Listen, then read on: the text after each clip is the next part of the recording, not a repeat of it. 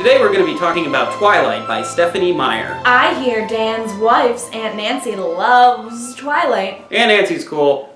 She plays the piano. She wears shoes. Has a bunch of cats. One of them, coincidentally, is named Dan. Dan the cat, imagine that. Anyway, Aunt Nancy. Doing scat. This one's for you. Scat, scat. Twilight is about a girl named Bella. She just moved to Oregon. She's a very homely kind of girl. Basically, the way that the book describes her is clumsy and plain. She makes this face like...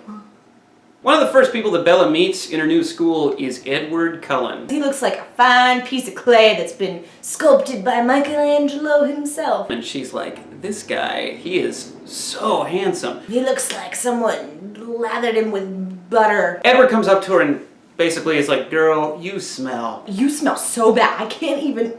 Why did I come up and tell you how bad you smell? Your smell, it's seriously bothering me. You stink. It's bothering me to the point where I have to leave. I'm gonna take a week off of school. I'm gonna miss a lot of tests.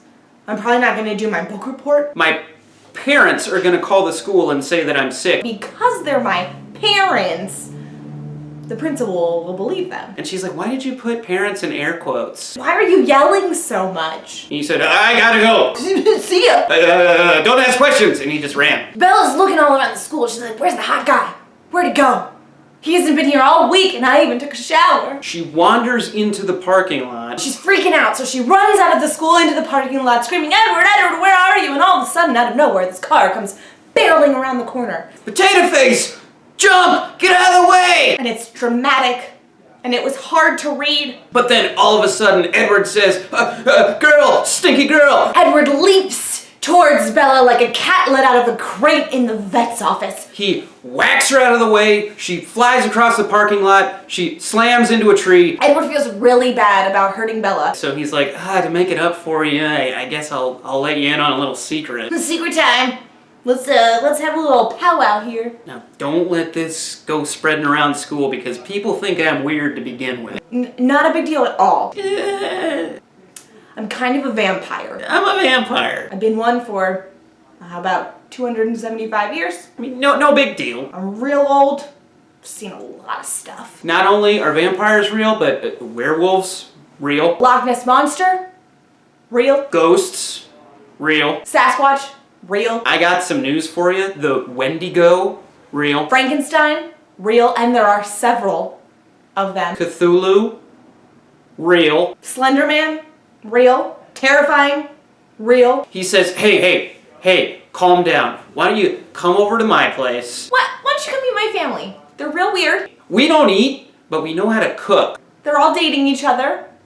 It's easier that way. You're gonna look around, you're gonna see all these beds, and you're gonna say, why do they need these beds? It's not like they sleep. Not for sleeping. Oh. Sorry. Pretty gross. Also weird. I wonder what Aunt Nancy thought of that part of the book. Edward and Bella start dating and they're in love. And he puts her on his back like a monkey and he climbs trees.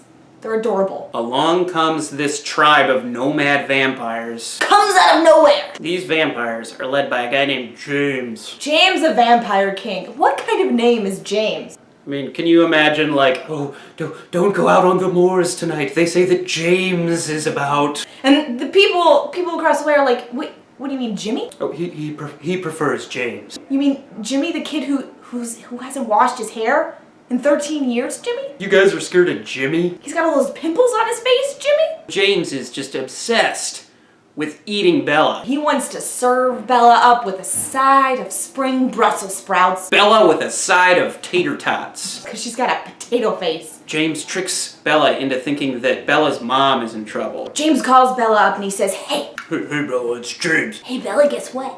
Guess what I got your mom? You better get over here or I'm gonna eat your mom. She's in that place where you used to take ballet lessons but you were too clumsy and you kicked all the other girls in the face so you got kicked out. Well, she's here in that place. Better come over to the ballet studio right away if you know what's good for your mom. You gonna come get her? Come get her. So Bella's like, well, I better go over there, I guess. And he cuts her up really bad and then he starts biting into her and he's like, I'm gonna make you a vampire. Edward comes into the rescue and he's like, boom, stay away from my girl. And his brothers and sister rip off James' head, throw it into this smelly pile of old point shoes.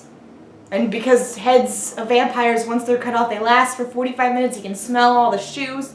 It's disgusting. And he says, oh man, what am I gonna do? There's vampire blood coursing through your veins. So he takes a little straw and he sticks it in her open wound and he...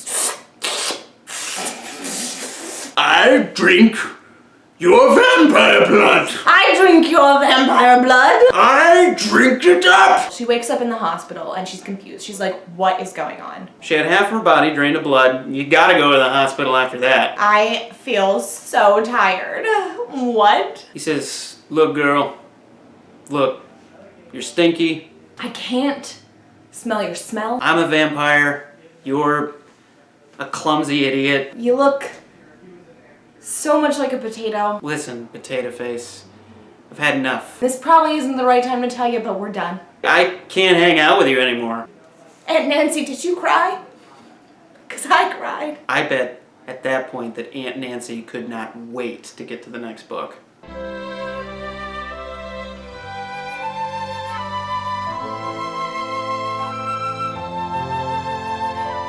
So she goes over there, and of course, he overpowers her. Yeah, James just comes in and he swoops down, and because she's so off balance, because potatoes are round and not really symmetrical, because she's a potato, She falls over. he beats her up!